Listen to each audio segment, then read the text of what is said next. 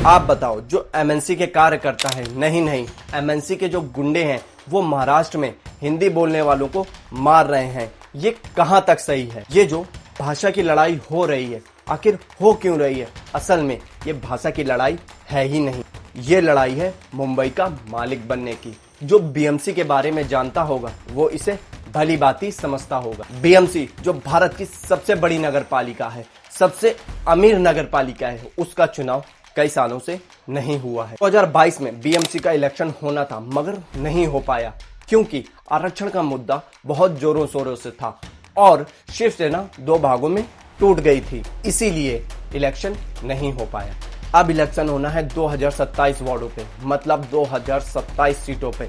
ये सीटें डिसाइड करेंगी कि मुंबई का असली मालिक है कौन। इन सीटों को जीतने के लिए हिंदी भाषा के खिलाफ आग लगाई और बोला गया कि मराठी भाषा ही सर्वोच्च है। मराठी भाषा का अपना अलग ही इतिहास है। मराठी भाषा मराठों के लिए ही प्राउड की बात नहीं, ये पूरे हिंदुस्तान के लिए मराठी भाषा प्राउड की बात है। मगर किसी दूसरे के ऊपर जबरदस्ती ये भाषा थोपना, ये किस हद तक सही है? इस आग का लगना असली कारण क्या था? वो है चुनावी एंगल। आइए समझते हैं। 2017 में जब चुनाव हुए थे बीएमसी के, उसमें शिवसेना जीती इतना, जो फिलहाल उदय गुट है। जब वो अलग नहीं हुए थे तो वो जीते थे 84 सीट। जेपी दूसरे नंबर पे थी 82 सीटों के साथ कुल 227 सीटों में।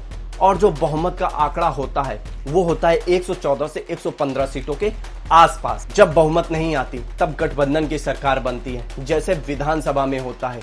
इसीलिए बीएमसी के चुनाव को मिनी विधानसभा चुनाव भी कहा जाता है। ये बीएमसी का चुनाव जीतती है, वही मुंबई पे राज करती है। ये बस राज ठाकरे की एक गंदी राजनीति है, डिवाइड एंड रूल।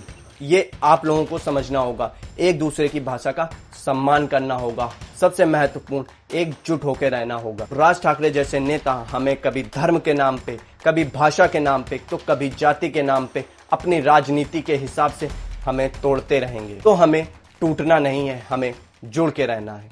जय हिंद, जय भारत।